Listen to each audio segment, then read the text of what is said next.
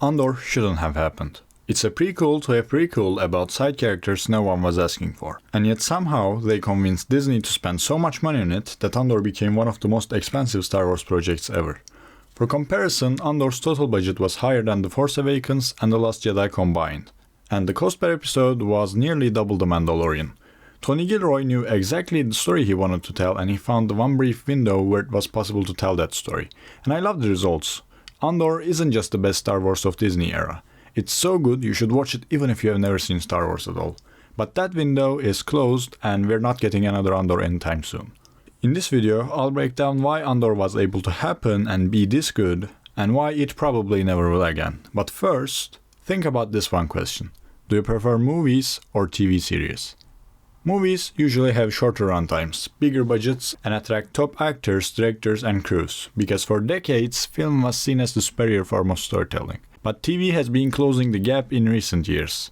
Shows can spend more time with characters, explore deeper world building, and build long arcs that movies simply can't fit in the 120 minutes. Tony Gilroy, a successful movie writer, said that making films sometimes felt like telling a short story, and that he liked more space to explore bigger ideas. Every once in a while, a show comes along that combines high production value with exceptional writing that feels like a movie quality but longer and deeper story.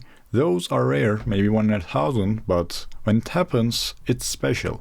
Andor is one of those shows. For me, Game of Thrones was the first one of this kind that proved TV can look cinematic and tell deep stories with dozens of characters, and it elevated the game in budget and production.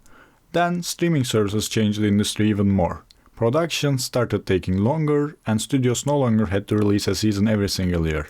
It's not always pleasant waiting for the new season of your favorite show, but when it's finally finished, it often means higher quality. Then, to compete with Netflix, other companies like Disney spent huge amounts of money on shows to boost their streaming services. Andor took advantage of that streaming bubble and secured a massive budget, $650 million. It's incredibly rare for a show to get that kind of budget, but it's even more surprising that Andor got it when you compare to other Disney Star Wars projects. For example, Obi-Wan Kenobi was destined to get views because it starred beloved characters like Obi-Wan and Darth Vader.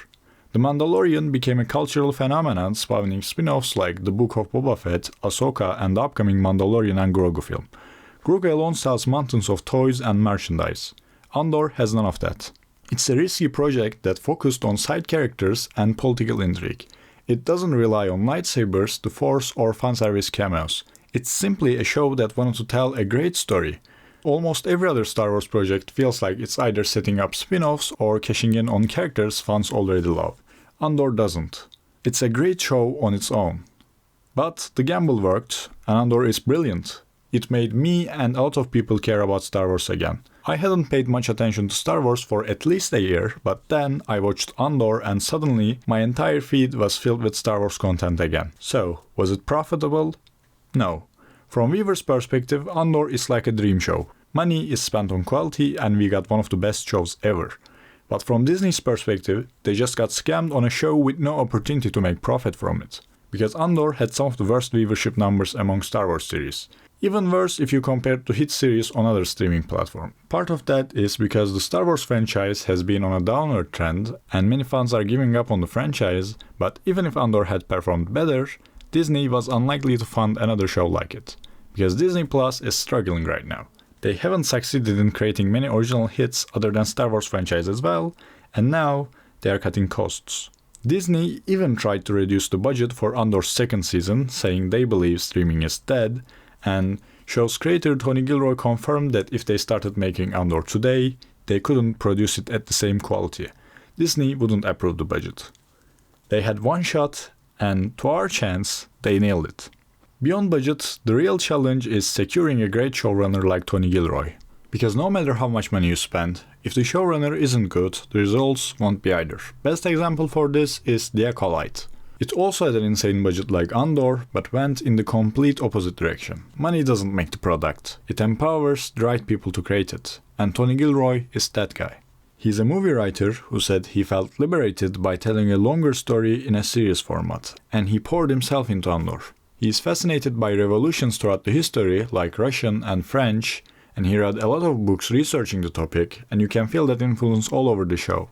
Before he took the job, Gilroy dared Disney by writing an opening scene set in a brothel just to see how much creative freedom he would have, and surprisingly, Disney let him do it. The only thing they wouldn't allow was a character saying F the Empire. That's rare for a company as massive as Disney, which usually wants everything to fit into a bigger franchise plan. With Andor, they just trusted Tony Gilroy and he delivered. Andor exceeded every expectation. It's a show that dares to talk about genocide, oppression and rebellion on Disney+, and in 2025 it feels more relevant than ever. Because you can see what's happening in the world today and these things will continue to happen in the future, and it expands your perspective on these things. I think you can watch Andor with solely this purpose only, even if you ignore every other thing it's great at. It shares the same core as the original Star Wars trilogy, rebellion against an empire, but unlike the original trilogy, there's no chosen one with a lightsaber and magical destiny. Watching Luke Skywalker, I never felt like I could change the galaxy, but watching Andor, I felt like maybe my actions, however small, might actually matter. And Andor also elevates the entire Star Wars universe. Star Wars A New Hope feels even more powerful when you know the sacrifices that led to the Death Star plans. And it proves you can make a Star Wars project without the Force, Jedi, or similar faces. Just compelling characters, real stakes, great story, and a gazillion dollars of budget. One of the best things about Andor is its characters. They are believable, complex, and their arcs feel purposeful.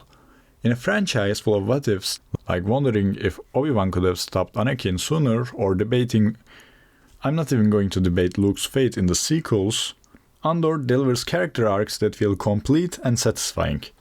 I never found myself questioning how a character story ended. Every arc felt like it mattered and it was complete. Andor is also a great place to start Star Wars. I didn't experience it myself this way, but honestly, I believe if I'd watched Andor and Rogue One first, I might have been even more emotionally invested when watching the original trilogy. So I definitely recommend Andor even if you've never seen Star Wars, and if you are already a Star Wars fan and still haven't watched it, seriously, close this video right now and start watching Andor. And one last thing, if you're still here, please hit the subscribe button so I can keep making videos.